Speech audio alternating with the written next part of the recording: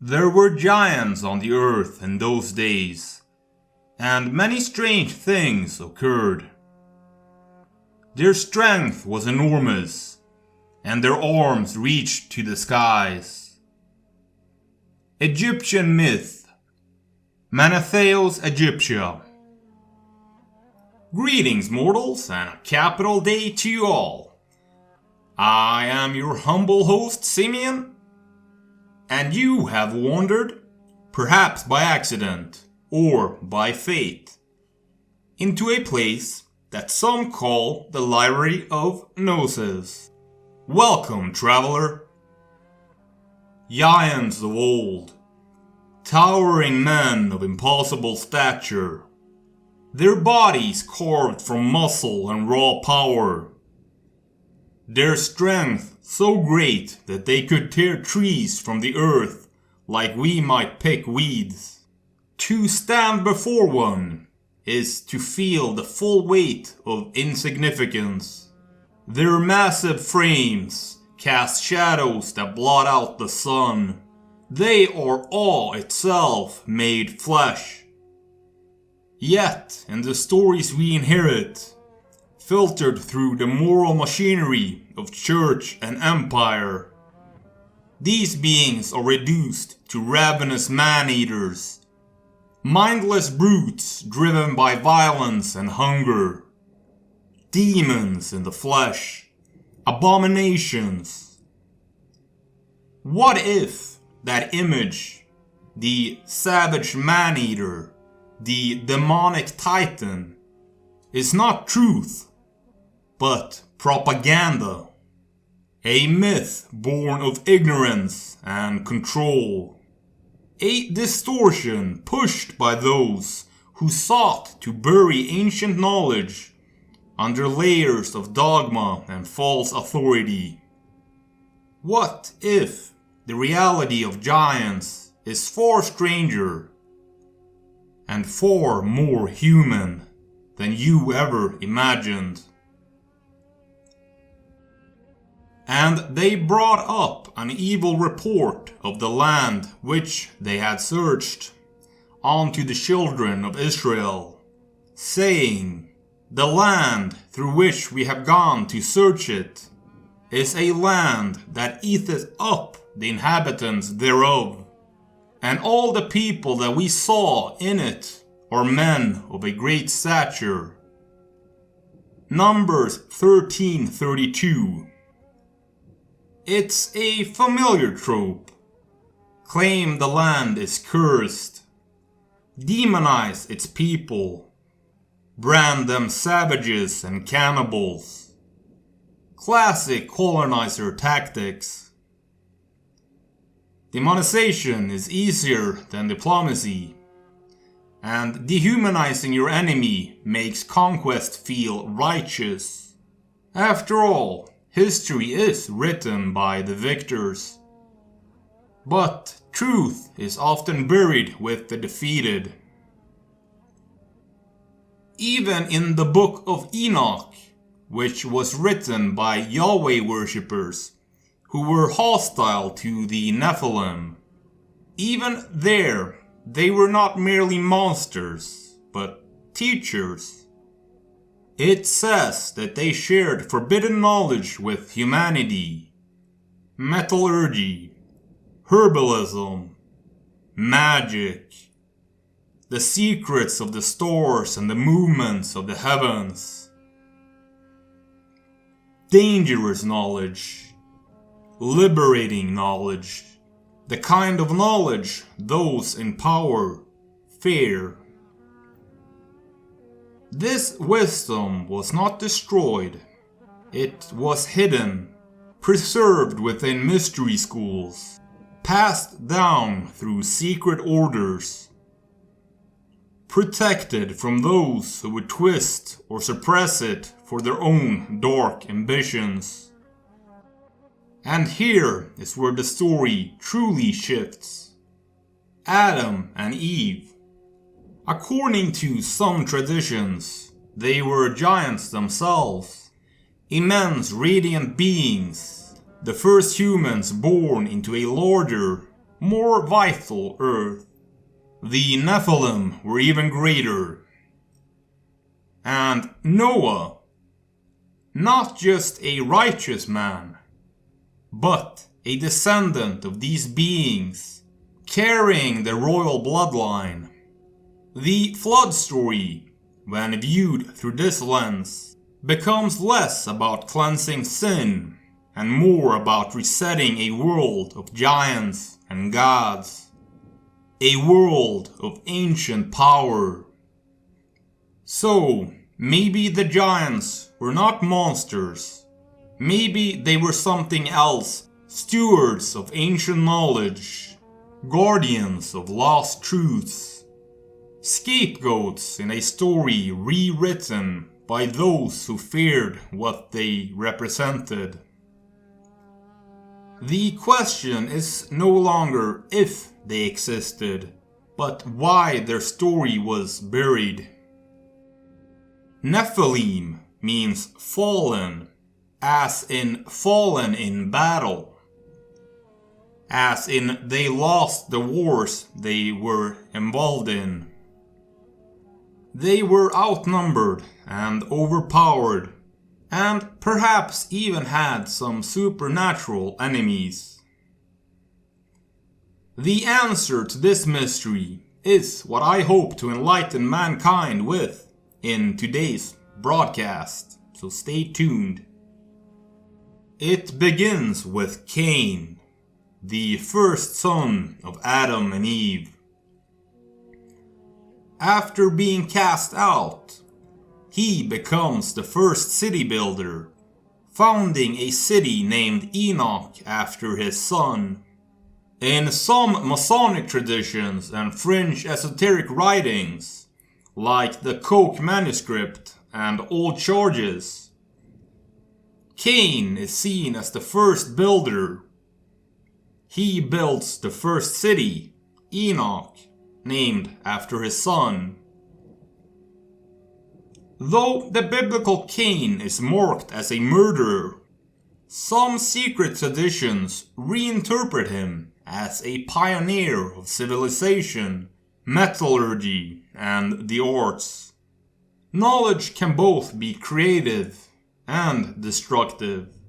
This theme ties into Freemasonry's dual view of tools. They can build temples or cause harm. Cain's line is sometimes linked to the beginning of operative masonry, i.e. practical building knowledge. After Abel's death and Cain's exile, the divine narrative continues through Seth, who becomes the restoration of the righteous bloodline, the seed that carries divine order forward. Eve names Seth, saying, "God has appointed me another seed instead of Abel, whom Cain slew." Genesis 4:25. The name Seth, Sheth, literally means appointed or placed, symbolizing renewal, the divine continuation of humanity after the fall and the fratricide. Some say Seth's line represents the sons of God, contrasted with Cain's descendants, the sons of men. Seth's lineage continues in Genesis 5, from Seth all the way down to Noah, who, of course, becomes the preserver of humanity through the flood, a new Adamic figure. From Noah's son, Shem, whose name means name or renown, comes the Semitic lineage, the Hebrews. This continues down to Abraham, Isaac, and Jacob, Israel. From Jacob's son Judah descends David, the royal archetype. The Gospel of Luke traces Jesus Christ's lineage all the way back to Adam through Seth, not Cain, showing him as the restoration of the divine seed line. Cain's line represents the earthly, material, and violent aspects of humanity. City builders, inventors, but spiritually estranged. Seth's line represents the spiritual and prophetic stream, those who call upon the name of the Lord.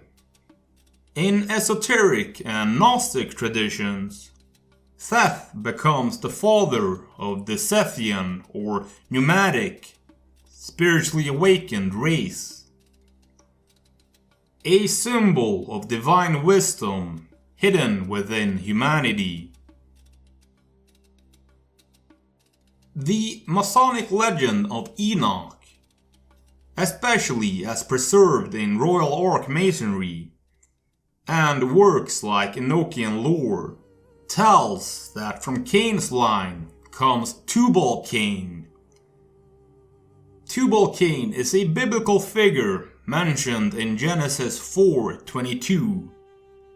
And Selah, she also bare Tubal-Cain, an instructor of every artificer in brass and iron. Tubal-Cain is sometimes seen as the ancestor of smith gods and secret initiates, the master of metallurgy and forging tools, revered in Masonic symbolism as the first artificer in metals.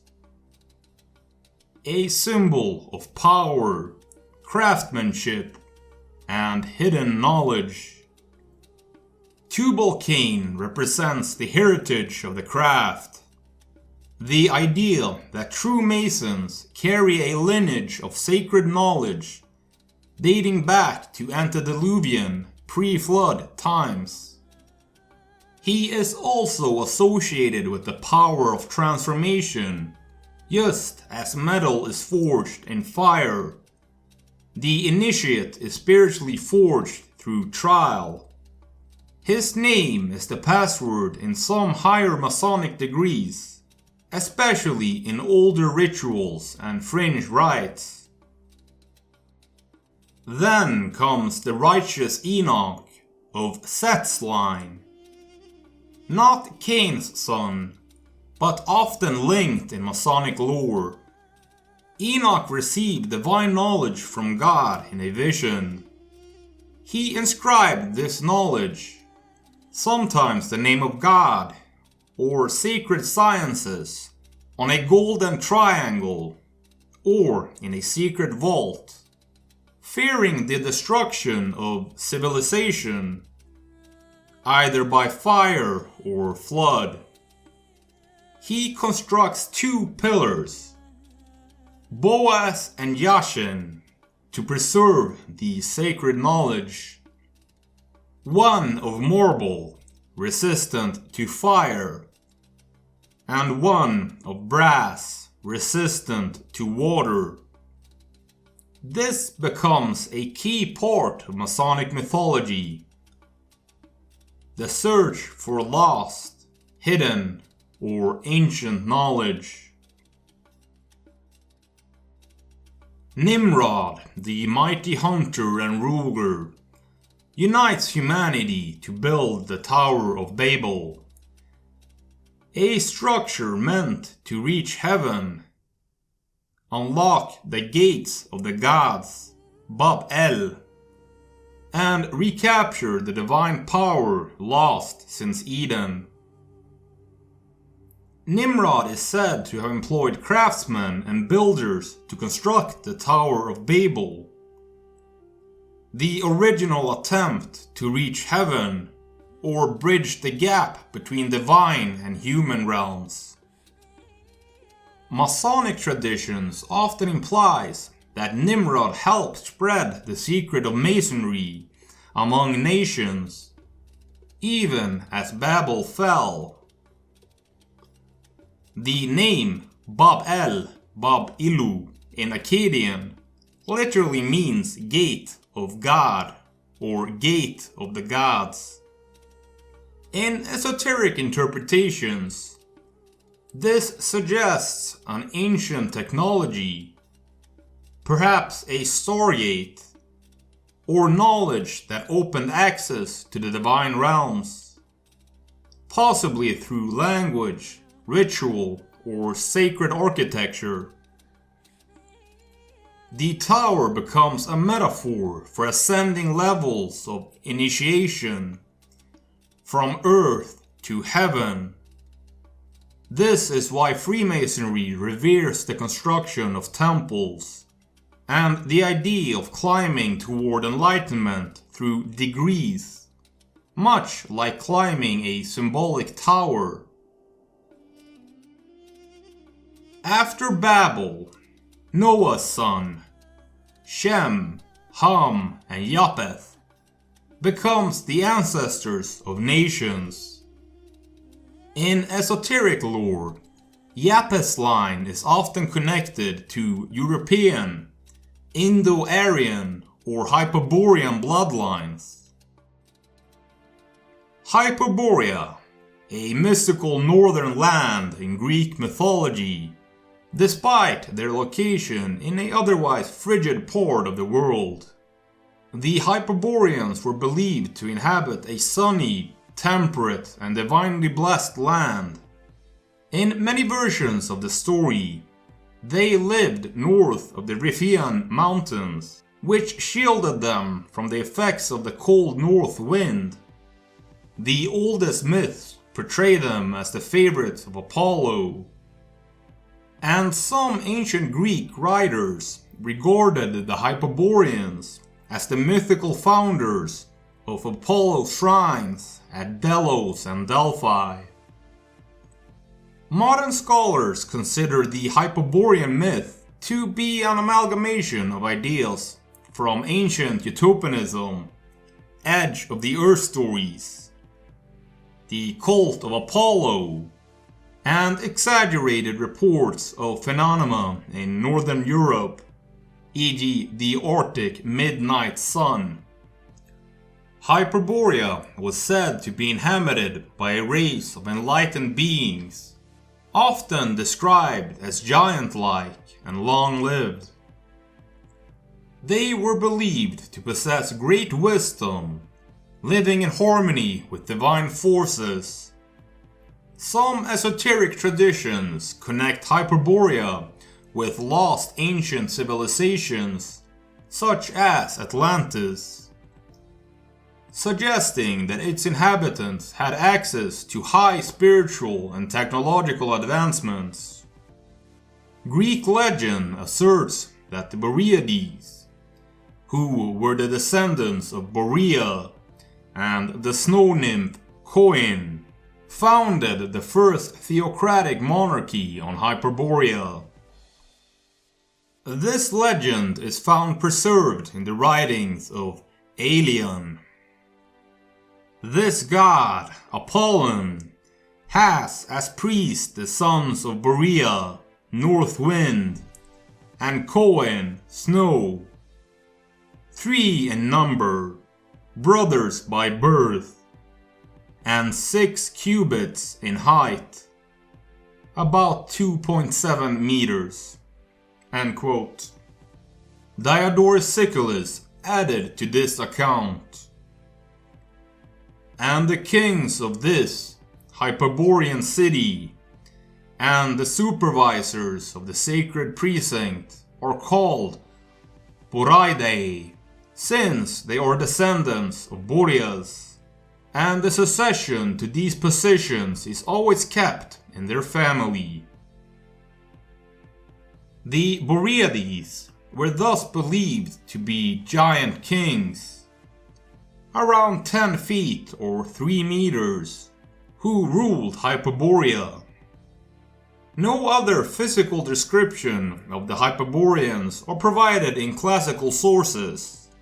However, Aelius Herodanius, a grammarian in the 3rd century, wrote that the mythical Arimaspi were identical to the Hyperboreans in physical appearance, and Stephanus of Byzantium in the 6th century wrote the same. The ancient poet Callimachus described the Arimaspi as having fair hair, but it is disputed whether the Arimaspi were Hyperboreans. According to Herodianus, the Arimaspi were close in appearance to the Hyperboreans, making the inference that the Hyperboreans had fair hair being potentially valid. The Scythians claimed divine ancestry in their myths and traditions. If you're not familiar with the Scythians, then you will find no better videos on the subject than on Asha Logo's channel. Go check him out. According to Herodotus' histories, the Scythians trace their origin to Targiteos, a semi-divine figure born from the union of Zeus and a daughter of the river Borysthenes, likely the Dnieper River. Targiteos' 3 sons became the ancestors of different Scythian tribes, with divine golden objects: a plow, a yoke, a cup, and a battle axe, descending from the sky to confirm their rule.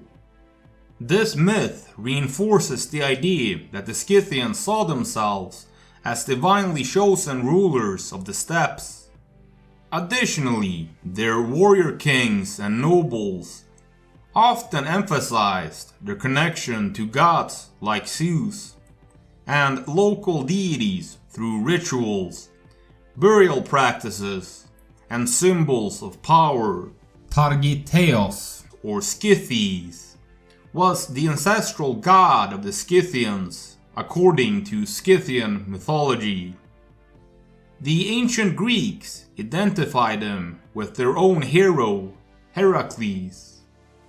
In Greek mythology, Heracles was said to have traveled to the land of the Hyperboreans during one of his labors.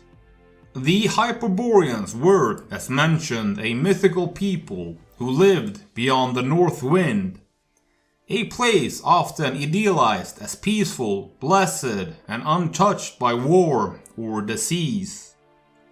Some versions of the myth have Hercules traveling far north to retrieve the golden apples from Hesperides, or to perform other heroic deeds, encountering peoples that later Greeks interpreted as real northern tribes. In this context, Heracles' legendary journey could be interpreted by later writers as an encounter with the Scythians, a historical nomadic people who lived on the Eurasian steppe north of the Black Sea. By late antiquity and in Roman times, it became increasingly common to reinterpret mythological geography in terms of known peoples and lands. So Heracles' northern journey was recast as contact with the Scythians. In Olympian Ode 3, Pindar places Perseus and Heracles in contact with the Hyperboreans. While Pindar doesn't give a full narrative, he mentions the Hyperboreans in the context of divine favor and mythic travel. Neither by ship nor on foot could you find the marvelous road to the assembly of the Hyperboreans. Olympian Ode 3. This echoes the idea that Heracles ventured far in his labors and encountered such distant, blessed peoples. Herodotus recounts Scythian legends of Heracles' travels through their lands. In histories, he tells a tale where Heracles visits Scythia and fathers the Scythian race with a local snake woman. Heracles came to this land which was then desert, and he lay with her, the snake woman, and she bore him 3 sons, Herodotus. Although Herodotus doesn't directly name the Hyperboreans here, the northern setting of Scythia is consistent with other myths that place Heracles in the far north. Diodorus gives an account of Heracles visiting the far north, where he encounters mythical peoples during his wanderings. This is one of the more explicit references to Heracles being in Hyperborean lands. It is said that Heracles also visited the Hyperboreans and was honored by them. Diodorus Siculus. Julius Evola's vision of the Hyperboreans is central to his esoteric understanding of human origins, race, and spiritual decline. He draws on Indo-European myth, Hermetic symbolism, and traditionalist metaphysics to describe the Hyperboreans as a primordial, polar race. A spiritual archetype rather than a purely biological one. Evola, following thinkers like René Guénon, saw human history as descending from a northern, polar origin, a sacred center symbolized by the North Pole, Mount Meru or Thule. The Hyperborean race corresponds to the first, highest human type, the Uranian or solar man, whose essence was spiritual sovereignty, transcendence, and unity with the divine. Hyperborea literally means beyond the north wind, a mythical realm of light, purity, and immortality found in Greek, Vedic, and Nordic myth alike. It is not merely a geographical place, but a metaphysical pole representing the axis mundi, or the spiritual center around which the cosmos is ordered. In Evola's cyclical view of time, similar to Hindu yugas, humanity has fallen from the Hyperborean Golden Age into progressively darker ages. The first Hyperborean age was polar, solar, and spiritual. The second Atlantean age was lunar, heroic, and dominated by priest kings. The later ages, Semitic, modern, democratic, are increasingly materialistic and disconnected from the transcendent axis. Thus, the Hyperborean man represents the archetype of the solar or Uranian race, whose decline gave birth to the various southern or telluric races of later history. Evola's concept of race is metaphysical rather than biological.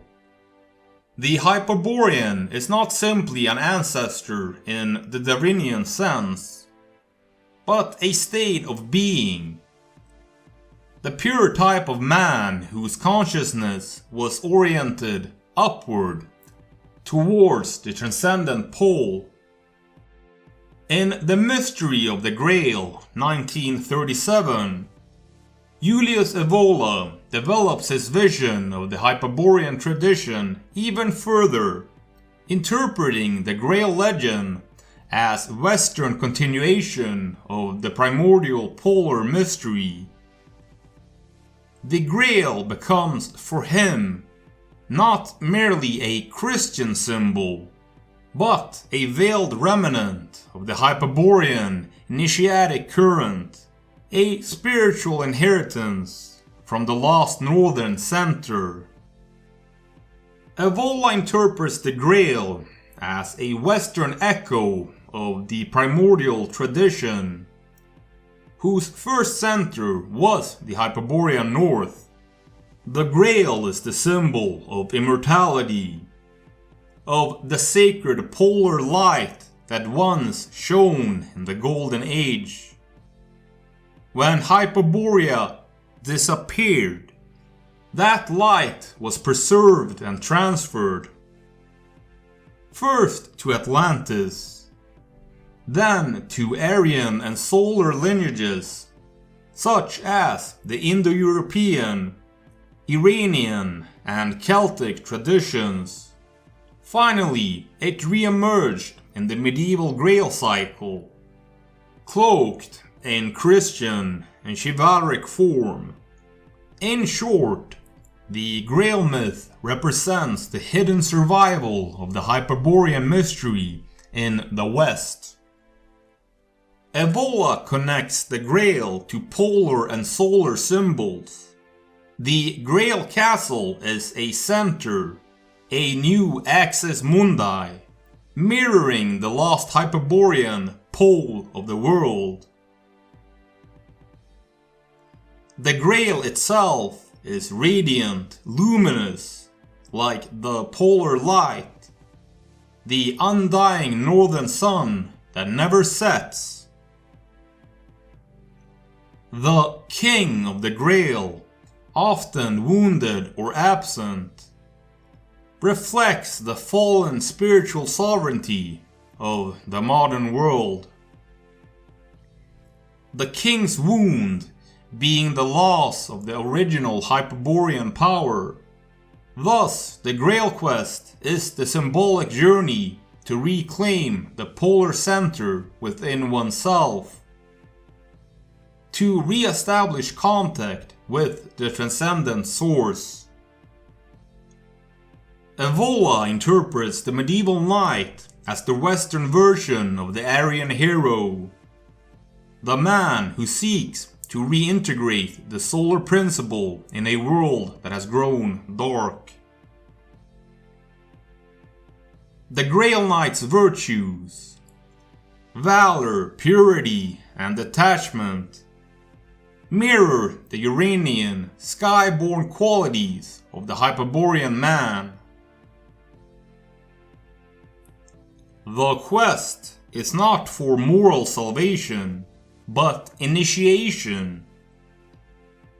A transformation of consciousness that restores the inner axis, making the knight a polar being again. He contrasts this with purely Christian interpretations, which he sees as overly sentimental or moralistic. For Evola, the Grail Knight represents an initiatic warrior, not a penitent sinner. Central to Evola's reading is the healing of the Fisher King, whose wound symbolized a broken connection between heaven and earth, between the king, spiritual authority, and the land, the body of civilization. The successful Grail Knight restores the king and the kingdom, reuniting the human and divine orders. This is a metaphor for the restoration of the Hyperborean axis, the rebirth of the solar transcendent principle in the world. Evola saw this as the supreme task of the spiritual elite, to reawaken the polar flame that has been buried under centuries of decadence and materialism. In Evola's framework, the Hyperborean tradition is the primordial solar wisdom. The Atlantean phase is the later oceanic and priestly transformation. The Grail is the reappearance in the medieval West as a secret continuation of the ancient royal initiatic line. The Grail legend therefore signals that the polar light did not vanish. It went underground, hidden in myth and symbol, waiting for those capable of decoding and reactivating it. Evola holds both an inner initiatic and outer civilizational interpretation. The inner: the seeker must rediscover the Grail, his own inner axis, the center of the world within.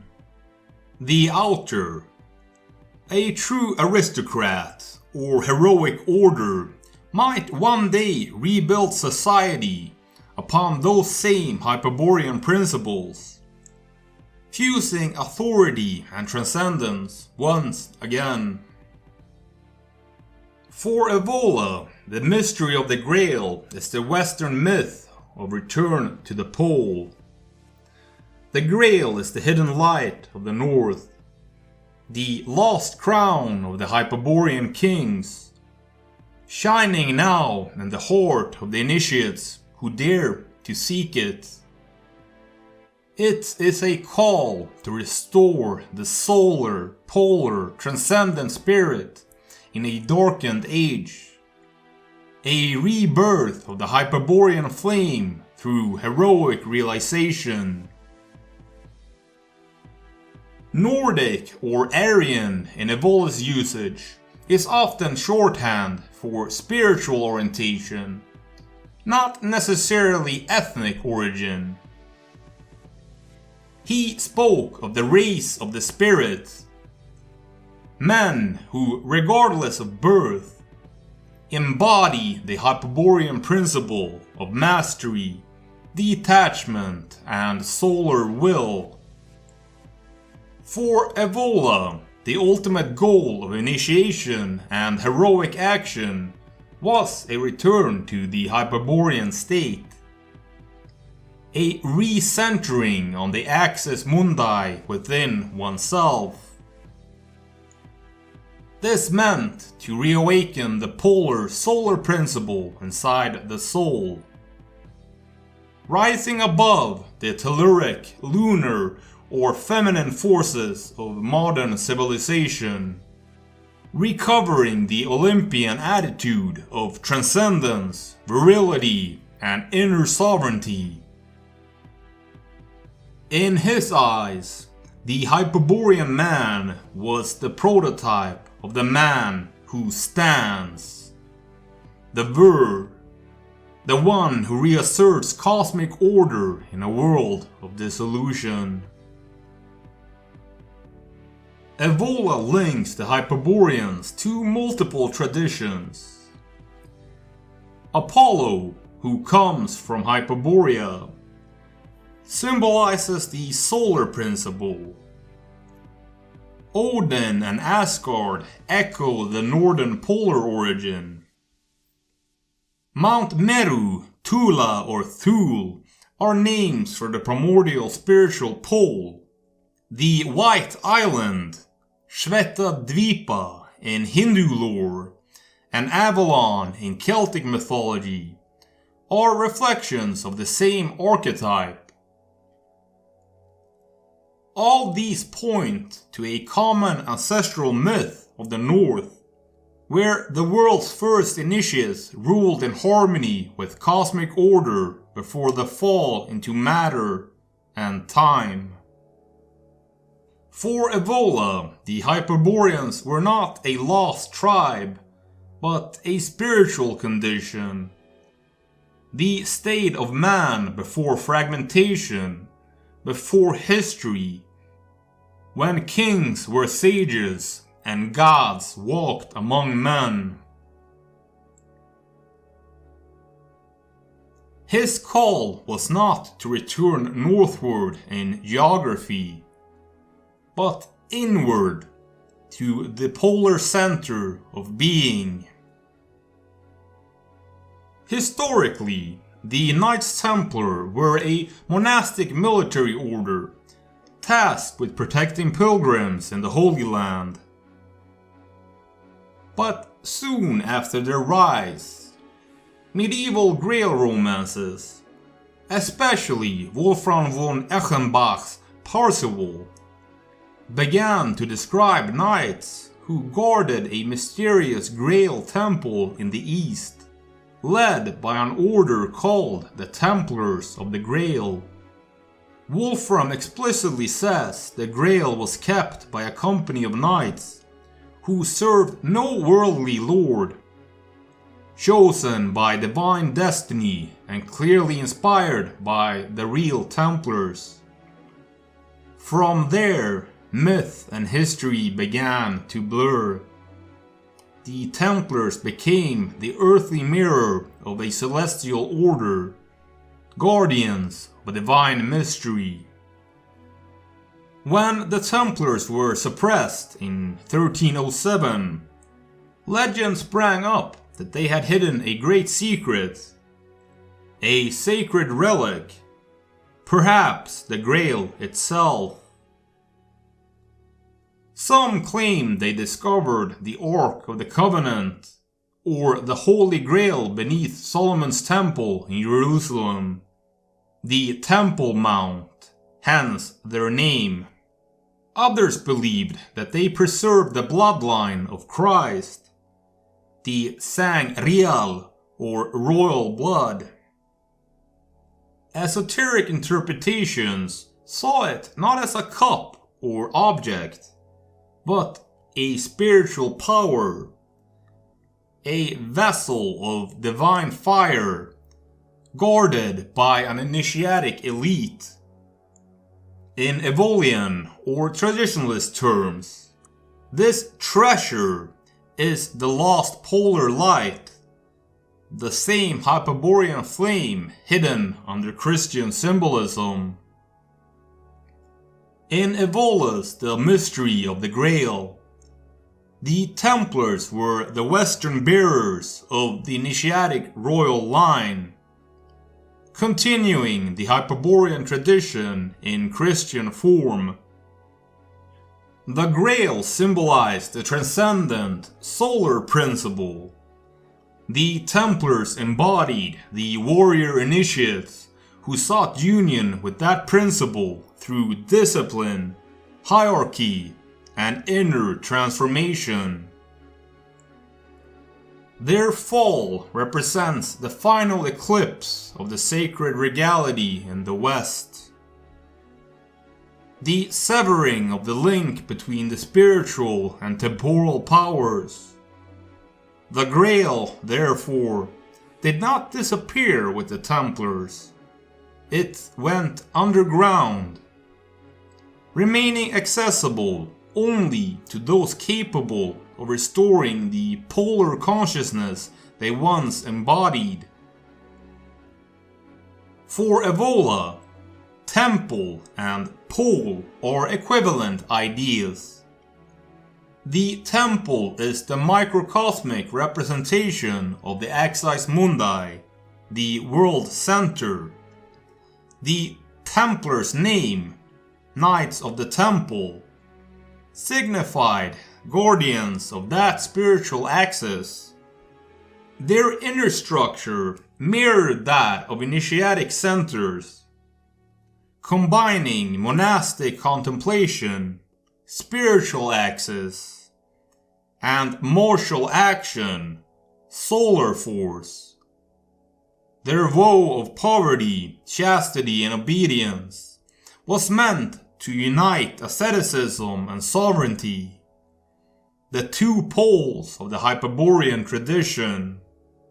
Thus, they weren't just monks or soldiers.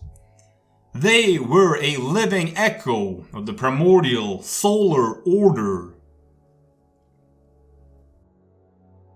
In Grail lore, the Grail Castle stands beyond the world, accessible only to the pure and valorous. This mirrors the Templar idea of a hidden spiritual kingdom, an order within the order that served the divine rather than any temporal power. The Grail Castle is the invisible temple. The Grail King is the spiritual sovereignty. The Templar is the Knight of the Inner Order, whose task is to reclaim the lost center. After their suppression, legends arose about the Hidden Templars, or Order of the Grail, continuing in secret. In Rosicrucian, alchemical, and hermetic circles, the Templars were seen as initiates who preserved the solar secret. Some claimed they merged with the Order of Christ in Portugal. Others that they continued as the Scottish Rite or Freemasonry. In mythic terms, they became guardians of the Grail Flame, awaiting a future time of renewal. For Evola, this mirrored the cyclical principle. Even when the world descends into darkness, the polar center never dies. It remains veiled, preserved by a hidden few.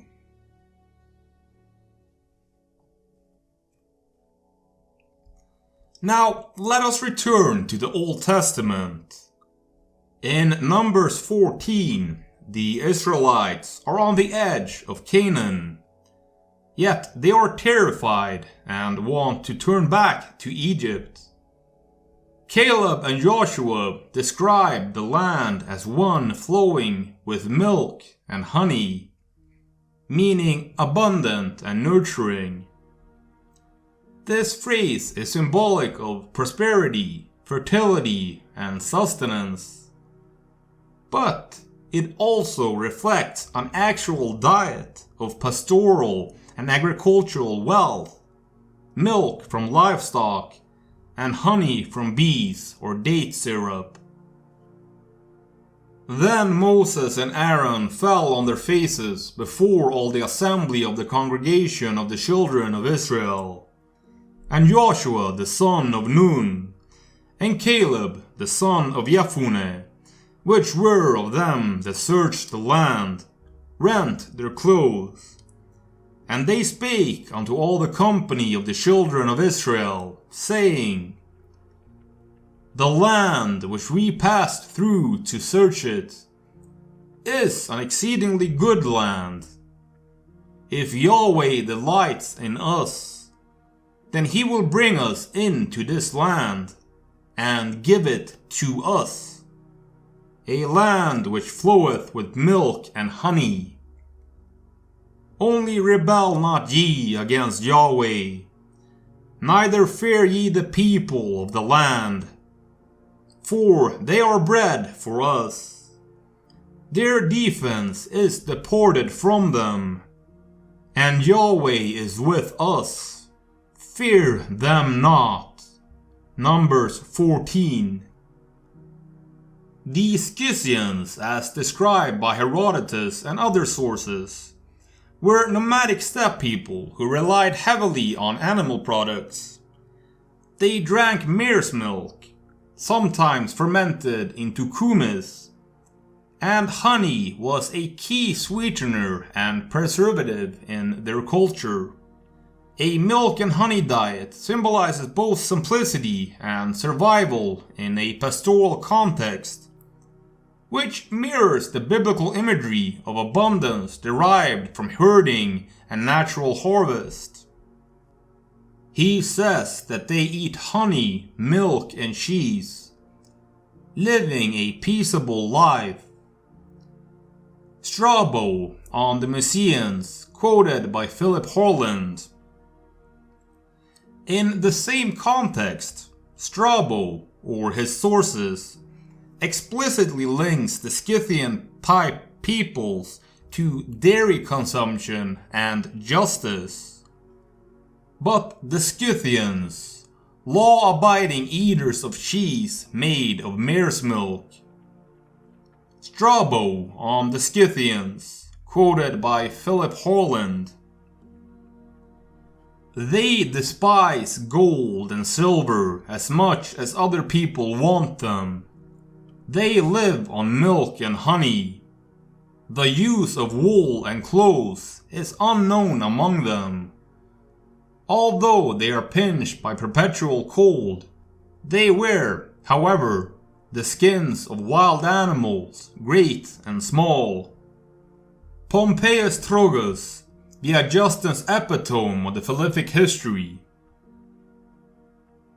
These bloodlines are sometimes linked to the Merovingians, the mysterious Frankish dynasty said to have divine or semi-divine blood, possibly from the Nephilim, or the line of Jesus and Mary Magdalene in Gnostic or Templar lore. The Merovingian dynasty is said, in esoteric and alternative history, to descend from a sacred bloodline, possibly of Jesus and Mary Magdalene, as claimed in the Holy Blood, Holy Grail theory, or from ancient Nephilim-like rulers or Atlantean priest-kings. They were known as Sorcerer-Kings, often connected to fish symbolism, like the Dagobert name and the fish god Dagon. Now, I don't think it is a coincidence that early Christians used the fish as a symbol. These kings were supposedly guardians of ancient secrets, later passed on to the Knights Templar. Auj, possibly a form of Ug, king of Bashan, or a corrupted form of an antediluvian name, appears in occult text as a giant, guardian, or initiate of ancient wisdom. His role varies, but ties to pre-flood knowledge and forbidden power. Og, king of Bashan, was the last of the Rephites. His bed was decorated with iron and was more than 9 cubits long and 4 cubits wide. It is still in Rabbah of the Ammonites. Deuteronomy 3:11. It is not a coincidence that a current Grandmaster of the Knights Templar, Timothy Hogan, has that last name.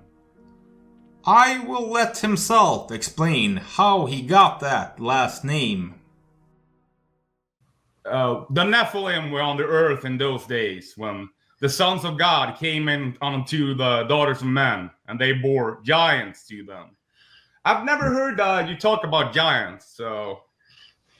Well, I mean, there's the giants metaphorically, and I think there were physical giants in antiquity. I mean, they found the skeletons of people over 8 feet tall all over the Americas in particular, but they've also found them in China and other places as well. And in fact, if you go to the Egyptian Museum in Cairo, you can find coffins, that are some of them are as much as 12 feet tall, for individuals that we don't have the mummies now. We don't know what happened to them, but we still find the coffins for them. So yeah, I think there were giants in antiquity for sure. And in fact, even President Thomas Jefferson had American President Thomas Jefferson had sent out a group of people specifically to look for remnants of giants around North America. So yeah, there's something to that.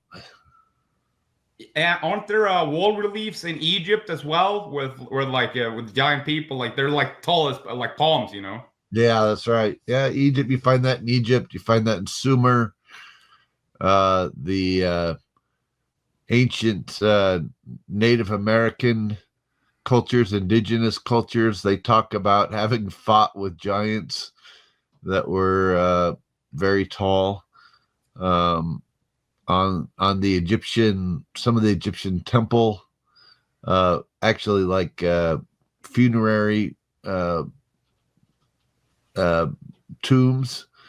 They have depicted in them the different races and types of people around the world, and included in it is also giants. So yeah, there's something to it. Yeah, there's that definitely something to it. The New International Version, I think the Bible translation is called. They call them men of renown, heroes of old. Yeah, Heroes. That word yeah. I took notice to. Sometimes it's translated as mighty men. Other times it's heroes. So what kind of relationship were they? Were they all bad? Because you do hear a lot of stories of man-eating giants and. Yeah, sure. Well, even I mean, they say even Noah came out of the Nephilim as well. So he would have been one of the sons of the Nephilim, and so I mean, I it's hard to say, I mean, of course, Goliath was also depicted as a giant, and of course, David fought Goliath. And there's also talks about the early Hebrews in the New Testament fighting and even committing genocide against these giants. I mean, I'm in a funny position because my last name is Hogan, and Hogan means son of Og, and Og was the giants of the race of giants in the Bible. Og, Magog were part of the race of giants. So my family lineage arguably could be tied to that, and of course we're tall people. So the Hogans are tall people. So we have we average 6'4", which is tall compared to people in general, but certainly if you go back 100 years when people were much shorter even than they are today, my family would have been very tall back in the day. So I think there's something to it. But I don't think they're all evil or bad or anything. I mean, there's just territorial disputes that have taken place throughout history, and we see it today, and we shouldn't expect it to be any different. 1,000, 2,000, 3,000, 4,000 years ago. So people are gonna be people, no matter the size. That's exactly right. Do you also sleep on a 13-foot bed? I do not. But it's funny. You can another example of the tall giant-sized people includes King Arthur was said to be buried at Glastonbury, and the tomb for Arthur at Glastonbury was for someone who was almost 8 feet tall. So, when we look at ancient depictions, it's kind of on the one hand, there's the symbolic representation, right? Where it was not uncommon, particularly during the Middle Ages, for royalty and people who are in charge to be depicted as really tall, and the rest of the people shorter. But that was like a symbolic presentation of it. But on the other hand, and we might find that as well in the ancient world, where the important people are being, or gods, or whatever you want to call them, are being depicted as tall relative to the common people. But it could be that there's really something to that too. I mean, in terms of their heights. Another example is in Mexico. They have the Mayan burial of Lord Pakal, and Pakal is depicted as being this very tall person, going on almost 8 feet. When you consider the population at the time from average people was only about 4.5 feet, you know. So he would have been a giant, no doubt. Yeah, because a lot of people seem to get really hung up on like the Book of Enoch, where they're described as being very malevolent and the Sure. sons of fallen angels. But when you read scripture, like just read Genesis, it doesn't clearly say which side mated with. And when I think back to Gilgamesh, I mean, he started out as a cruel, tyrannical ruler, but then the gods sent Enkidu to come show him what's what, you know. And then he had this redemption arc, and he became a hero. That's right. That's right. Yeah, and you know, it's hard to know for sure, right? But I would assume that as long as they're working on behalf of humanity, they're considered good, right? Yeah, exactly. And if they're fighting humanity for resources or something, then of course they're made out to be bad. I mean, that's what just what people do. History is written by the victors, as they say. That's right. It'd be really interesting to. I was talking with my last interview. I was talking with Phoenix Aurelius. He's a great alchemist. Yeah. And he said it would be super interesting to know what kind of stuff they know, the giants. You know, if you talk, because there are reportings of modern day giants being seen. Like what kind of magic tricks, what kind of what perspective of history would they have? Well, if you remember, like Tubal-Cain, for example, of the Bible, I mean, he would have been of that line, and of course, he was deemed with being the inventor of metallic operations by fire. So, you know, which would be alchemy. So it would suggest that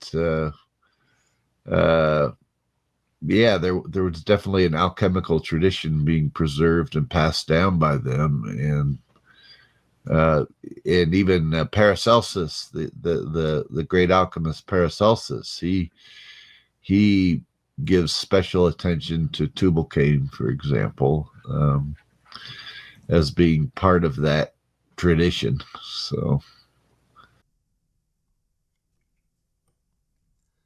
So now we have more evidence to support the facts I have laid out, straight from the horse's mouth.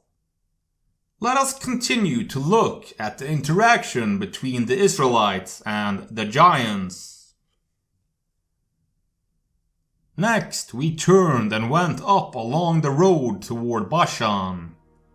And Og, king of Bashan, with his whole army, marched out to meet us in battle at Idrai. Yahweh said to me, "Do not be afraid of him, for I have delivered him into your hands, along with his whole army and his land. Do to him what you did to Sihon, king of the Amorites, who resigned in Heshbon." So Yahweh, our God, also gave into our hands Og, king of Bashan, and all his army. We struck them down, leaving no survivors. At that time we took all his cities. There was not one of the 60 cities that we did not take from them. the whole region of Argop, Og's kingdom in Bashan. All these cities were fortified with high walls and with gates and bars. And there were also a great many unwalled villages. We completely destroyed them, as we had done with Shion, king of Heshbon, destroying every city, men, women, and children. But all the livestock and the plunder from their cities we carried off for ourselves. So at that time we took from these two kings of the Amorites the territory east of the Jordan, from the Arnon Gorge as far as Mount Hermon. Hermon is called Siron by the Sidonians. The Amorites call it Sinir. We took all the towns on the plateau, and all Gilead, and all Bashan as far as Saleka and Edrei, towns of Og's kingdom in Bashan. Og, king of Bashan, was the last of the Rephites. His bed was decorated with iron and was more than 9 cubits long and 4 cubits wide. It is still in Rabbah of the Ammonites. Deuteronomy 3.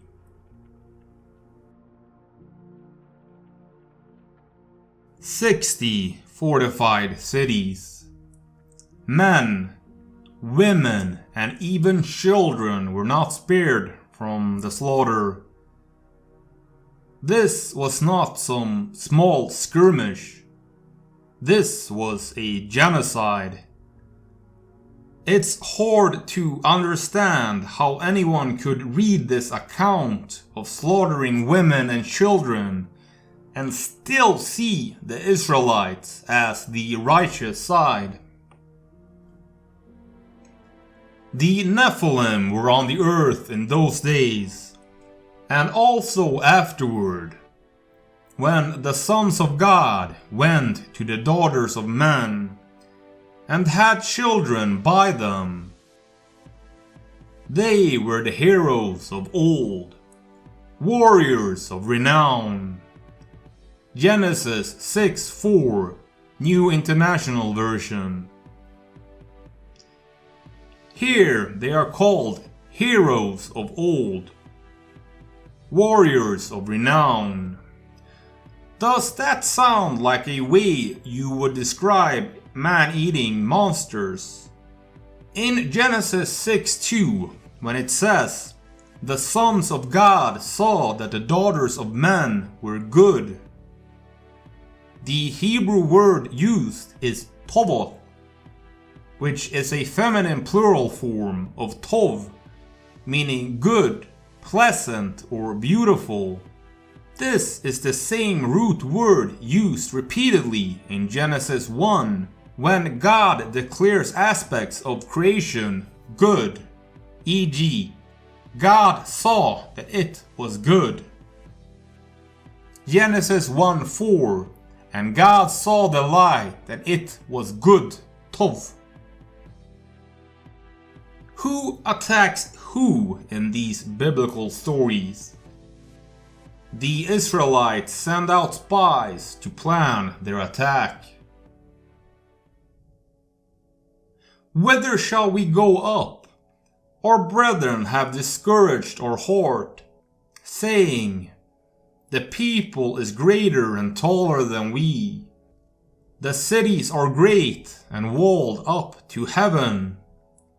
And moreover, we have seen the sons of the Anakim there." Then I said unto you, "Dread not, neither be afraid of them.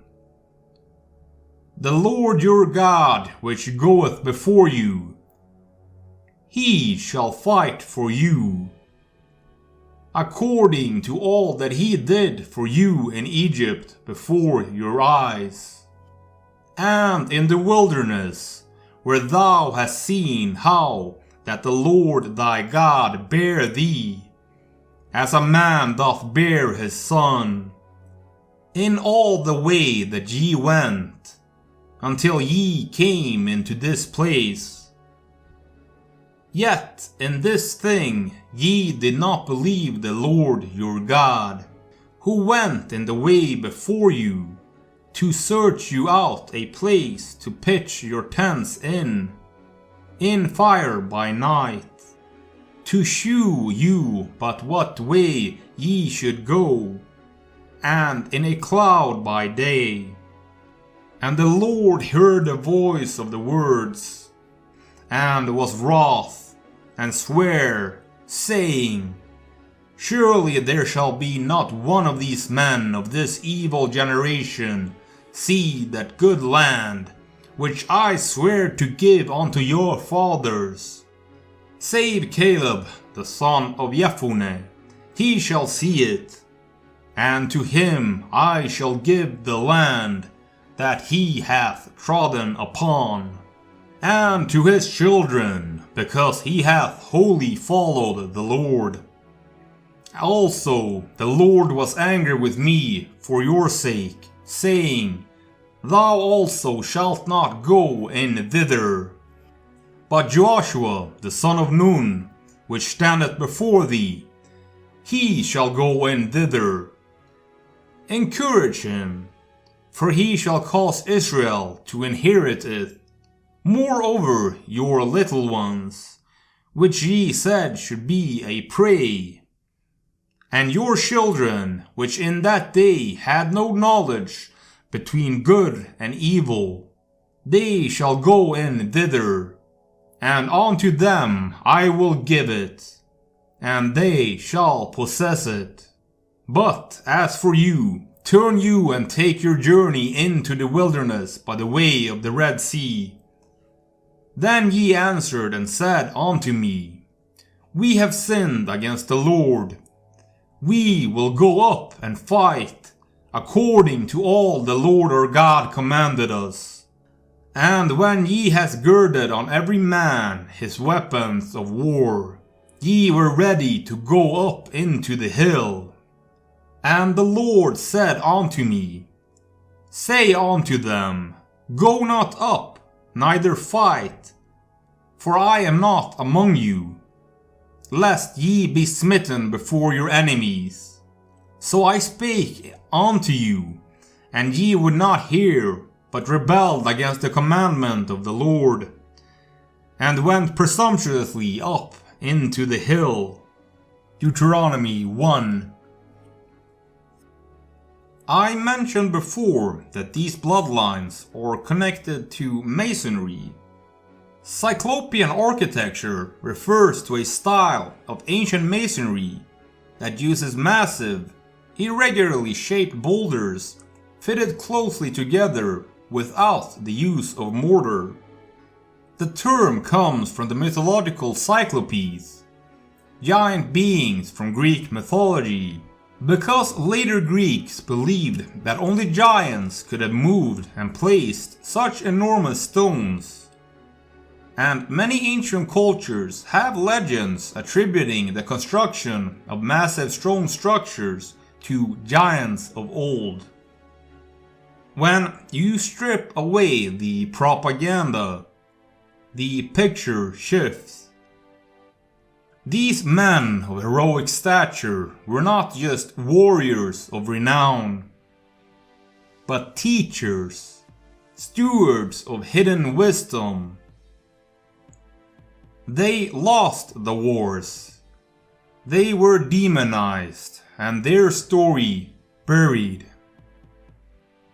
But echoes remain in fairy tales, in Cyclopean ruins, as whispers inside of secret orders. They say all the others fled to the wilderness to survive. On very rare occasions are these men of renown still spotted even in our modern day in far remote and inhospitable places. I wonder why the story of giants almost always depict them as lonely creatures. These men of renown, warriors, teachers, stewards of hidden wisdom, were not monsters. They were the first builders, the first masons, the bearers of forbidden light. And though their temples crumble and their names fade from memory, their shadows still linger in stone, in myth, and perhaps even in blood. Earth brought forth the giants, matchless in their size, terrible, huge, and with the strength of the everlasting gods. Hesiod, Theogony. If you made it this far, then write Sorcerer-Kings in the comments below, so I know that you did. Did you learn something from the video? This video took so much time, my biggest project so far. So if you learned something, then please feel free to share it so others can also learn this valuable information. It's free. Support me on Patreon if you're able. Buy some cool merch. And I will see you, yes, specifically you listening. I will see you in the next one, mortal. Godspeed and fare thee well, traveler.